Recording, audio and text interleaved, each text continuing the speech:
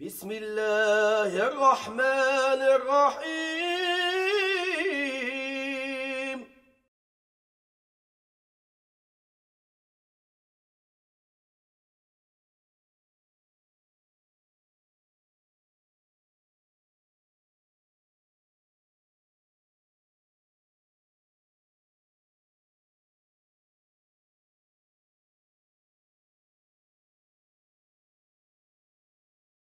Now, one of the things that there is out there right now is there's two books on the New York Times bestseller list right now. Dawkins, The God Delusion, and the other one is Sam Harris, A Letter to a Christian Nation. Now, as for Mr. Dawkins, basically what he does is he takes the best of science and says, look how great we are, rah, rah, rah. And he takes the worst of religion and he says, look how horrible they are, boo, down with religion. You know, not really fair. It's like putting a 90-pound weakling in with Muhammad Ali in the boxing ring and watching him pound him to a pulp. That's not fair. If you want to put Muhammad Ali's science, or really he should be religion, but if you want to put Muhammad Ali science in with religion, you have to find the George Foreman of religion or something. Just there has to be some parity or compatibility. Science has a lot of good in it. It also has a lot of bad. We tend to forget there's a lot of bad science in the world. For instance, there was a move in the United States in the early 20th century, in the 1920s, to basically sterilize poor people, because they were seen scientifically as unworthy of breeding. That was a scientific theory.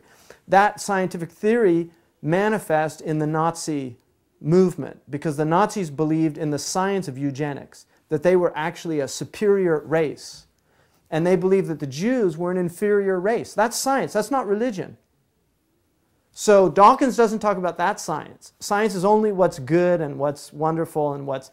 For instance, science creates things like agricultural systems that work, like now we can put potassium and we can put phosphates into a chemical mix, and instead of allowing land to rest, they used to have crop rotation and allow land to rest, have a period of rest so that they'd let the animals come graze, they would defecate, that defecation would restore the soil to its natural and fertile nature. So science comes along and says, hey, you know what? We can replicate what the animals are doing. So let's put some potassium, some phosphate, put it together, put it in the soil, and we can just farm all year long. Well, then we find out that the topsoil is eroding all over the world because soil is not being allowed to rest. It's like having a woman pregnant all year long for 20, 30 years. How's she going to feel? So science has its downside as well. Now religion has its downside also. But it's kind of an unfair fight when you take the best of science, the worst of religion, and write a book about that.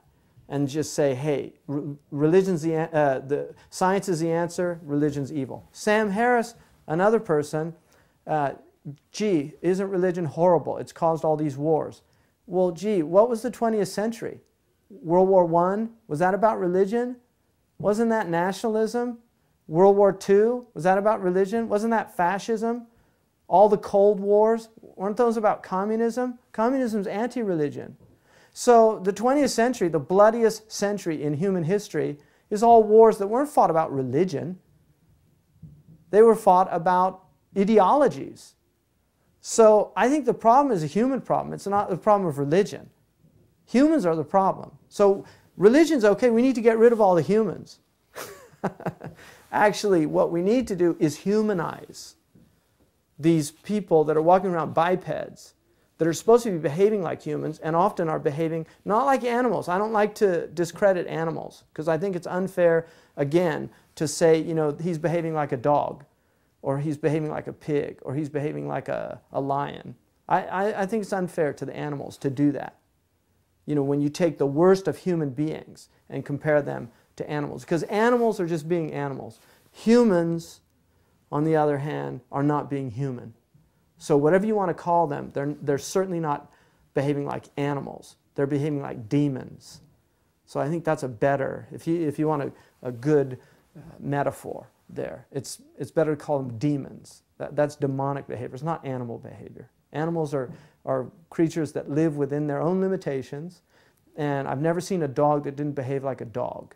I've never seen a cat that didn't behave like a cat. Never seen a pig that didn't behave like a pig. I've never seen a donkey that didn't behave like a donkey.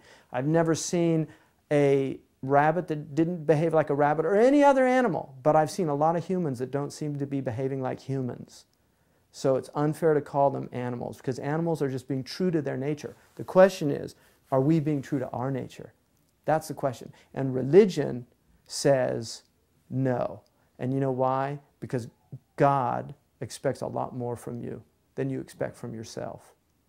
So if you want to ask me, I would say it's not our religions that have failed us, Sam Harris, Mr. Dawkins. It's we that have failed our religions. Thank you.